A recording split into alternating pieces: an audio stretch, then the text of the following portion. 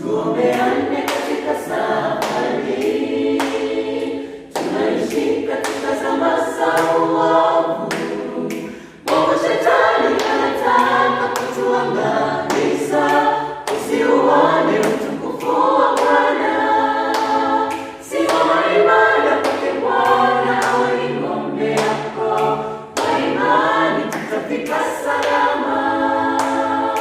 Tuombeane katika safari, tunaishi katika zama za uovu.